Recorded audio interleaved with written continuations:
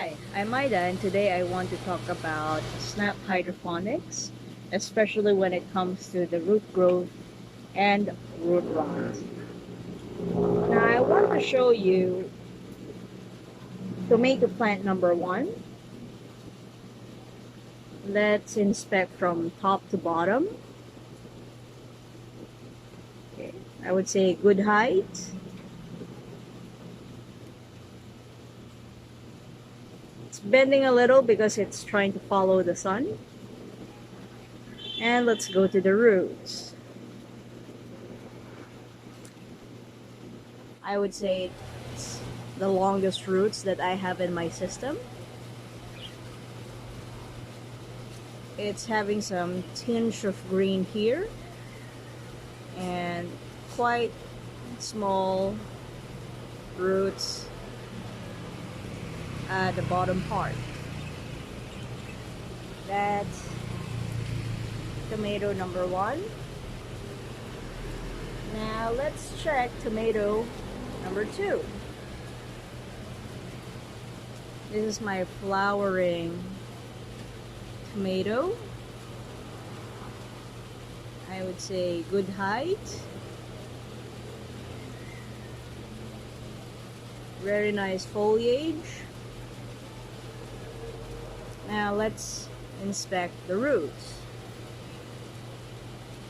It's not long as tomato number one, but it's bushier. Some of the roots are growing here in this soil part of the container, and the other one are going outside towards the water solution. As you can see, some of them are turning brown and new root growths are sprouting. Now let's see tomato plant number three. Oopsie. Let's see. It has small flowers here, a little bit droopy. Maybe it's the heat, and it's dying on the end of this part of the leaf. Now let's inspect the roots. Very thin. This one's rotting away, but as you can see, there are some new roots sprouting here.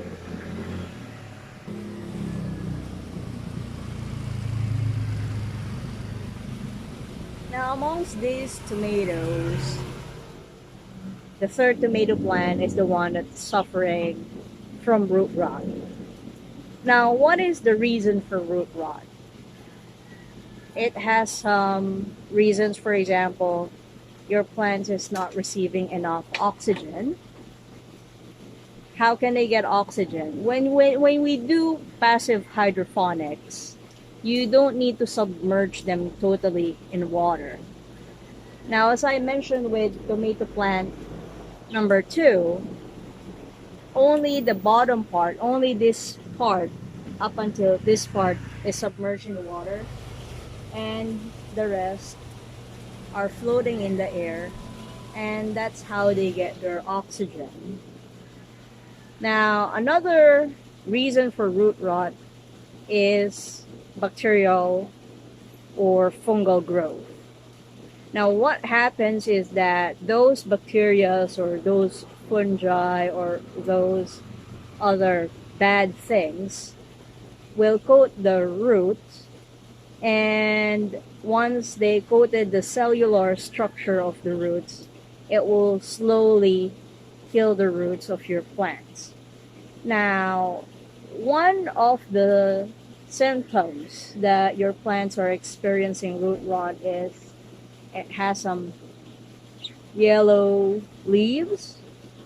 It's not as looking as healthy as before, and it will slowly perish like this one. See, it's dying little by little. This is another one. And here's another branch.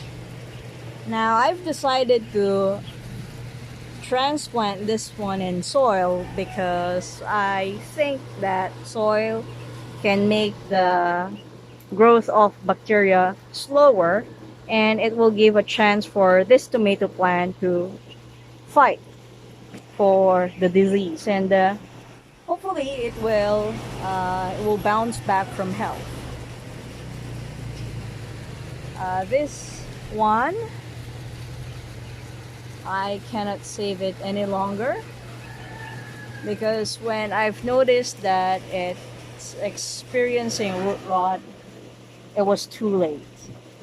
So all the roots are brown, all the stems are turning yellow and drying up, and it's too late. So I think that's part of the gardening, and that's one thing that we wish to avoid. So I hope you learned something from this video, and I'm sorry for the noise.